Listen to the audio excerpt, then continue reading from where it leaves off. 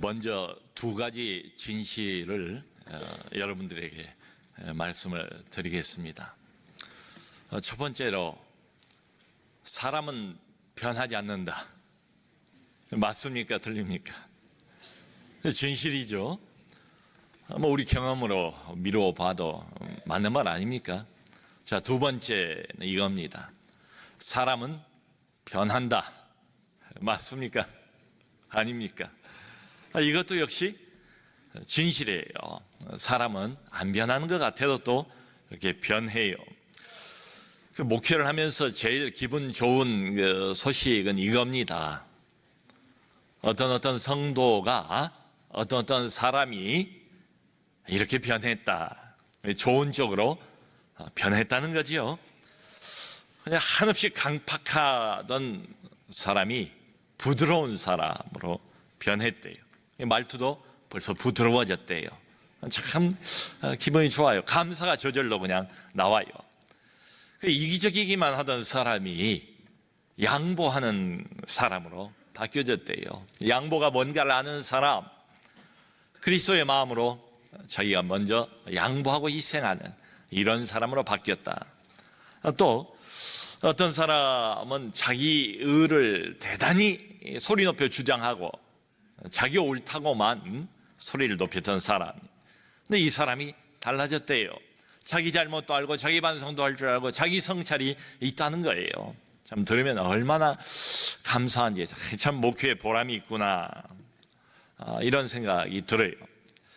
여러분, 우리가 구원을 받은 이후에 하나님께서 우리를 향해서 가지고 계신 목표가 뭘까요? 하나님의 백성, 여기 가득 하나님의 자녀들이 앉아 있습니다. 하나님이 지극히 사랑하고 아끼는 그런 자들이지요. 근데 하나님이 우리를 향해서 가지고 있는 목표, 하나님의 마음, 뭐가 있을까요? 가장 하나님께서 신경 쓰시는 게 뭘까? 우리에게. 그것은 우리의 복지가 아닙니다. 우리의 변화입니다. 변화. 믿음의 사람으로 변화, 하나님의 사람으로 변화, 하나님의 백성답게 변화, 그리스도의 제자답게 변화되는 것. 다른 말로 하면 믿음에서 자라가는 것을 정말로 아버지께서는 1순위로 원하세요. 간절히 바라세요. 아주 그 좋은 예가 오늘 본문에 나오는 베드로가 아닌가 싶어요. 지금 베드로는 감옥 안에 갇혀 있습니다. 6월절 명절 기간입니다. 명절 동안에는 재판을 못해요. 명절 끝나자마자 공개 처형을 할 계획을 세웠어요. 근데 무교절 6월절이 끝날이에요. 이 날이 오늘 본문에 등장하고 있는 요 상황이, 내일 아침이면 이제 베드로의 목숨은 그야말로 마감입니다. 그러니까 사형 집행 바로 전날 밤에 관한 이야기입니다. 보니까 베드로가 그 상황이 얼마나 참 그 장면이 생생하게 떠오를 정도로 자세한 묘사가 돼 있잖아요. 두 군인 틈에 누워 자고 있었다. 군인 한쪽, 또 이쪽은 다른 군인, 그 가운데 틈바구니에서 베드로가 자고 있었대요. 또 보니까 두 쇠사슬에 매여 있었대요. 양쪽 팔이 다 수갑이 차여져 있어요. 한쪽 팔은 한쪽 군인 손에 쇠사슬로 묶여 있고, 다른 쪽 팔은 또 다른 쪽 군인 팔에 쇠사슬로 묶여 있는 이런 상황입니다. 또 그런가 하면 파수꾼들은 문 밖에서 지키고 있었다. 그러니까 안에서는 팔을 쇠사슬로 묶어놓고 또 밖에서는 삼엄한 경비를 펼치고 있는 이런 상황. 그야말로 철통 같은 감시, 탈출은 엄두도 낼 수가 없는 이런 상황을 묘사를 하고 있습니다. 자, 그런데 여러분, 흥미로운 것은 오늘 본문을 이렇게 보니까 어떻습니까? 베드로 역시도 탈출을 하려고 하는 생각이 전혀 없는 것처럼 보여요. 오히려 지금 깊은 잠에 빠져 있답니다. 아주 깊은 잠에 골아떨어져 있는 베드로, 얼마나 깊이 잠이 들어있는가 하면 갑자기 천사가 광채와 함께 감옥 안에 등장하지 않습니까? 천사가 베드로 옆구리를 쳐서 깨웠어야 할 정도였대요. 여러분, 천사가 여기 베드로 옆구리를 쳤다고 그랬는데 이 쳤다는 이 단어가 헬라어 단어 의미가 그저 살살 쳤다, 가볍게 만졌다 이런 뜻이 전혀 아닙니다. 강하게 쳤다. 심지어 이 단어는 이런 의미도 있어요. 쳐서 때려 눕혔다, 이런 의미도 가지고 있는 그런 단어입니다. 그러니까 상당히 강하게 옆구리를 쳐야 베드로가 깨어날 이런 정도, 깊이 잠이 들어있었다. 그러면 급하게 천사가 지시를 해요. 띠를 띠고 신을 신고 겉옷을 입고 나를 따라오라. 그러니까 이걸 역으로 생각을 해보면 지금 베드로는 어떻게 잠이 들어있는가? 겉옷도 벗고 신발도 벗어놓고 띠도 불러놓고 자고 있었다. 그야말로 평상시처럼 잠자리에 들 때 원래 자기가 그랬던 것처럼 아주 편안하게 잠자리 복장을 갖추고 그리고 깊이 잠이 들어 있었다. 자, 여러분, 이 상황을 어떻게 이해를 해야 됩니까? 베드로의 지금 마음 상태를 우리가 어떻게 해석을 해야 되겠습니까?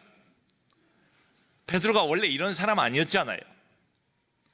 그 복음서에 보면 베드로는 정말로 감정의 기복이 심했던 이런 사람 아닙니까? 소위 말하는 다혈질의 전형 아닙니까? 머리를 쓰는 것보다도 주먹이 먼저 앞서는 사람이 베드로였다고요. 목소리 크지요, 호들갑 떨지요, 그리고 나서기 잘하고 대장 노릇하기를 좋아했던 사람 베드로. 뭔가 아니다 싶으면 작은 일에도 일희일비하는 사람, 그런 사람들 우리 주변에 있지 않습니까? 별것 아닌 일인데도 불구하고 괜히 일을 크게 만드는 이런 사람, 이게 베드로였어요.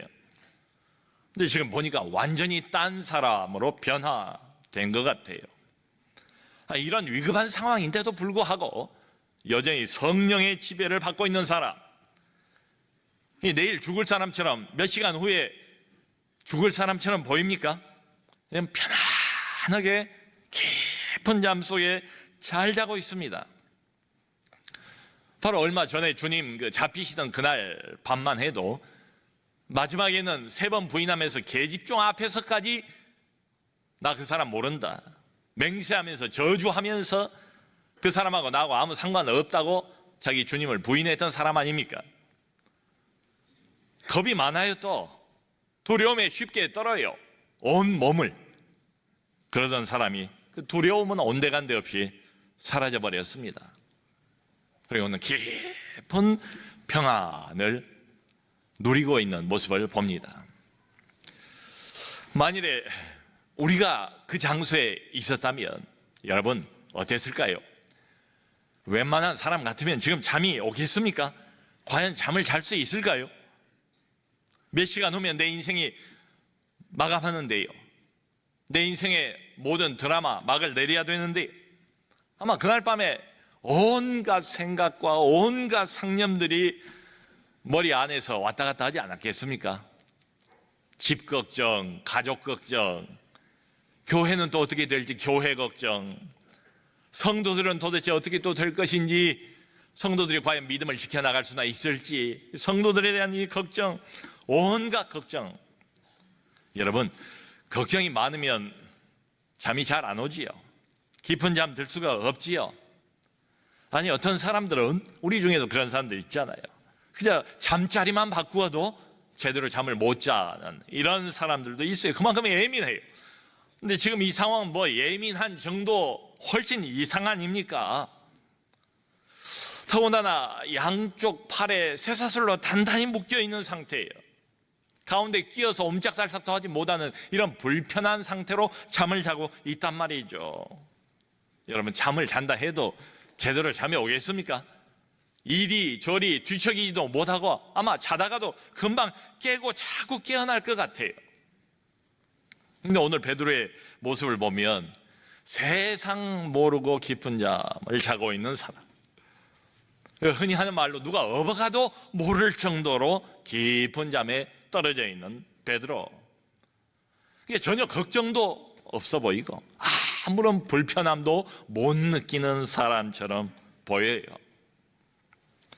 예전에 베드로가 주님을 믿긴 믿었죠. 근데 그 믿음은 말하자면 접시물 믿음과 같았어요. 접시에 물이 담겨 있습니다. 조금만 움직여도 그냥 찰랑찰랑, 조금만 바람이 불어도 찰랑찰랑, 가볍고 옅은 믿음, 접시물처럼 찰랑거리기 잘하는 이런 믿음이었어요. 지금은 어떻습니까? 아주 깊은 호수와 같은 이런 믿음. 바람이 아무리 불어도 호수 한가운데 깊은 곳에서 고요하지 않습니까? 밖에서 어떤 폭풍우가 친다 할지라도 요동하지 않은 이런 믿음. 주님이 베드로를 처음 만났을 때 별명을 붙여줬어요. 지금은 아니지만 네가 장차 이렇게 변할 것이다 하면서 베드로라 이름을 주셨습니다. 베드로라 말의 뜻이 바로 반석이죠. 바위죠. 보니까 지금에야 비로소 베드로는 반석다운 크고 든든한 이런 믿음의 사람으로 변화가 되었습니다. 여러분, 흥미로운 것은요, 오늘 본문을 보면 베드로 스스로가 자기 자신의 구출을 위해서 기도하고 있는 것처럼 보이지가 않아요. 그런 암시도 없어요. 기도는 바깥에 있는 성도들이 하는 거예요. 베드로의 구출을 위해서 온 밤을 새워가면서 성도들이 모여서 지금 중보기도를 하고 있는 형편 아닙니까? 베드로 본인은 오히려 담담하고 의연한 이런 자세. 아니, 지금 몇 시간 뒤에 무슨 일을 당할지 몰라서 이러는가? 돌아가는 상황이 어떻다는 것을 까맣게 잊어버리고 있어서 지금 이렇게 반응을 보이는가? 전혀 그런 것은 아니지요. 잘 알지요. 자, 그렇다면 도대체 이게 어디서 나오는 배짱인가? 이 질문이 생기지 않습니까? 딱 한 가지 대답밖에 없어 보여요. 하나님에 대한 절대 믿음. 하나님에 대한 베드로가 가지고 있는 절대 믿음이에요. 믿음은 종류를 좀 나눠볼 수 있을 것 같아요. 보통 믿음 말고, 그냥 믿음 말고, 대충 믿음 말고, 하나님에 대한 절대 믿음. 하나님이 다 알아서 하시겠지. 가장 좋은 것은 하나님이 아시니까 하나님의 뜻이면 구출될 걸 믿어요. 그런데 설령 구출되지 않는다 할지라도 상관이 없다는 믿음이에요. 며칠 전에 죽은 야고보 사도처럼 자신이 순교하는 게 하나님 뜻이고 그게 하나님 나라에 도움이 되고 그게 하나님이 원하시는 것이라면 기꺼이 그것을 받아들이겠다는 태도 아니겠습니까? 내 운명은 하나님 손에 있고 모든 것은 하나님 손에 있고 모든 것을 다 아시는 전지전능하신 하나님 뜻에 자기를 맡겼어요. 근데 말로만이 아니고요, 실제로 맡겼어요. 이게 우리하고 차이점 같아요. 우리 맡긴다고 말은 해놓고 금방 또 못 믿어서 도로 찾아오지 않습니까? 베드로는 보니까 실제로 자신의 운명을, 이 모든 돌아가는 사태를, 이 사태의 향방을 전지전능하신 하나님 뜻에 맡겨버린 거예요. 그렇기 때문에 자기 목숨에 더 이상 연연해하지 않지요. 여러분, 베드로는 하나님이 어떤 분인가를 압니다. 지금 이 시점에서는 상당히 알고 있어요. 체험적으로 알아요. 하나님의 능력이 얼마나 어마어마한 것인가도 여러 번 체험을 했습니다. 예수님 따라다니면서 별별 기적들을 다 체험하지 않아요? 한 번은 광풍이 일었는데 바다 위에 배 한 조각만 떠 있지 않습니까? 예수님이 바다 위를 걸어서 제자들 구하러 오시잖아요. 그리고는 그 광풍이 있는 집채만한 파도를 향해서 잠잠하라 말씀으로 바다를 잠잠케 하시고 폭풍을 잠잠케 하시는 그분, 그러니까 물 흐르듯 주님의 인도함을 따라가고 있는 믿음의 사람 베드로를 우리가 봅니다. 천사가 깨우는 바람에 깊이 잠을 자고 있다가 베드로가 엉겁결에 지금 일어난 거예요. 근데 천사가 급하게 지시를 합니다. 겉옷을 입고 띠를 띠고 신발을 신고 자기를 따라오래요.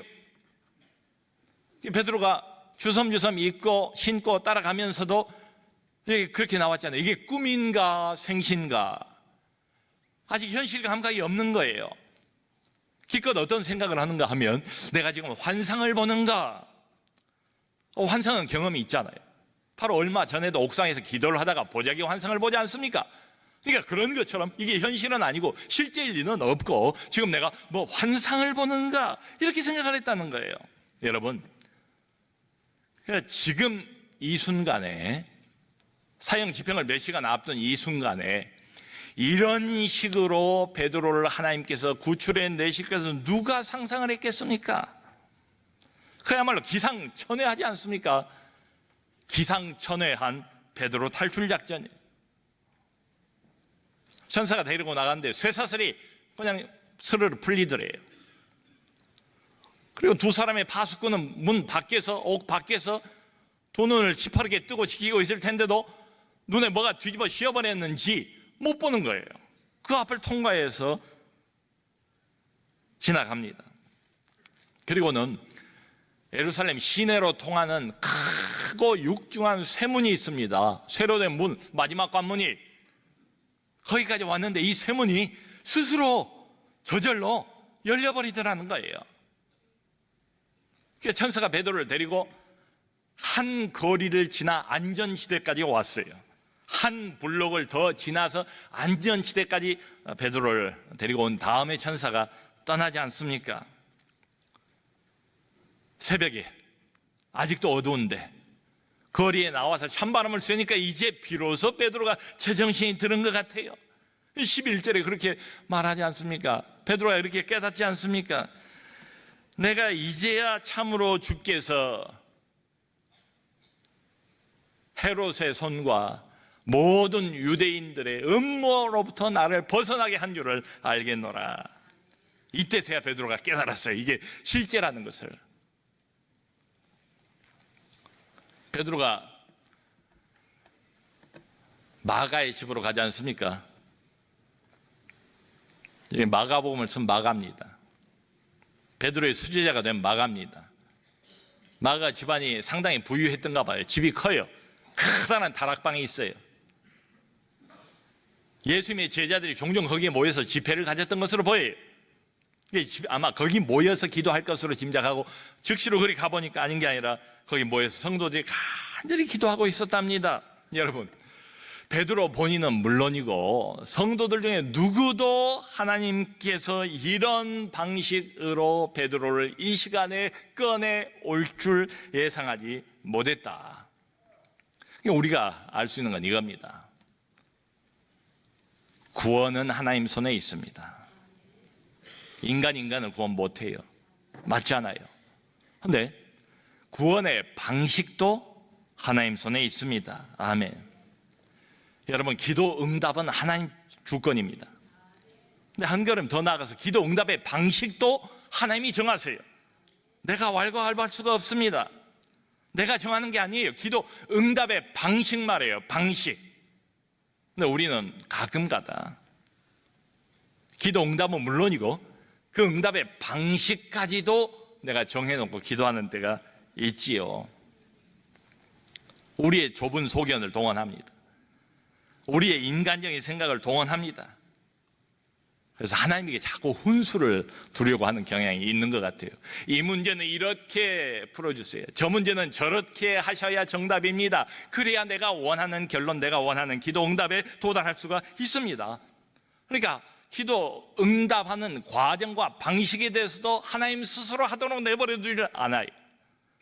인간의 편견이라는 게 얼마나 강한지 이 문제에 있어서까지도 하나님 이렇게 하셔야 되고 저렇게 하셔야 되고 코치를 하고 훈수를 하려고 하는 이런 경향. 여러분, 그러다 보면 많이 낙심하게 되죠. 상처를 받게 되죠. 하나님으로부터. 왜요? 내가 생각한 대로 상황이 전개되지 않으니까요. 이런 믿음에 머물러 있으면 가면 갈수록 점점 더 하나님을 믿기가 어려워집니다. 여러분, 크게 한번 이런 질문을 우리 스스로에게 던져봅시다. 하나님이 내게 맞춰야 옳습니까? 내가 하나님에게 맞춰야 옳습니까? 뭐 대답은 뻔하지요. 어떻게 하나님을 내게 각색을 해서 맞추겠어요? 내가 하나님에게 맞춰 나가야지요. 하나님은 인간이 아니세요. 성경에 여러 번 나와요. 내 생각과 너희의 생각은 다르다고 말씀하세요. 근데 우리는 우리 생각으로 자꾸 하나님을 제한시키려고 그러죠. 그러니까 내 생각대로 전개가 안 되는 거예요. 하나님은 종종, 아주 종종 우리 생각과는 다르게 움직여 나가십니다. 하나님에 대한 별명이 성경에 보면 모사로 되어 있습니다. 제갈공명 같은 사람, 지략이 많은 사람, 이런 사람 보고 모사라고 그러잖아요. 원더풀 카운슬러, 뭐든지 해결 방안을 가지고 있는 분. 그분의 지혜, 그분의 지략, 수수만 가지, 헤아릴 수 없을 정도로, 상상이 안 갈 정도로의 이 문제를 해결하고 다룰 수 있는 수수만 가지의 방법을 하나님은 가지고 계시다. 아멘.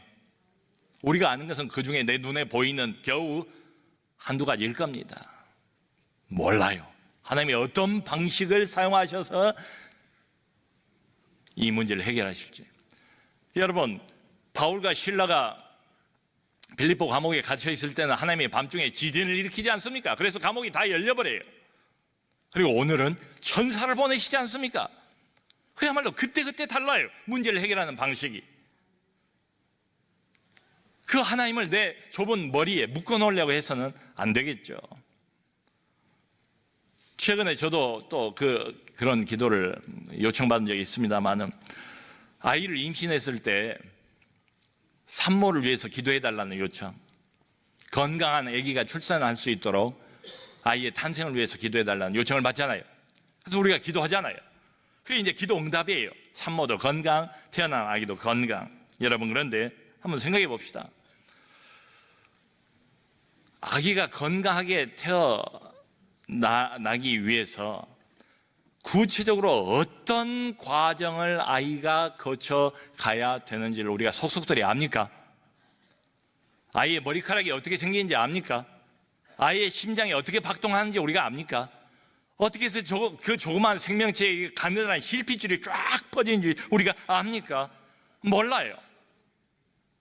구약에 보면 욥이라는 사람이 있잖아요. 욥이 너무 답답하니까, 너무 고통스러우니까 하나님하고 변론하고 싶다고 그래서 하나님이 드디어 등장을 해요. 등장해서 욥에게 정답을 가르쳐 주시는 게 아니에요. 욥에게 계속 질문을 던지세요. 네가 아느냐, 아느냐, 아느냐. 욥아, 번개가 어떻게 해서 만들어진 줄 아느냐? 대답해라. 욥아, 남풍이 사람 몸을 어떻게 덥게 만드는지 네가 아느냐? 대답해라. 욥아, 산 염소가 언제 새끼를 치는지 네가 아느냐? 네가 나이를 많이 먹었으니까 알 것이다. 그럼 대답해봐라.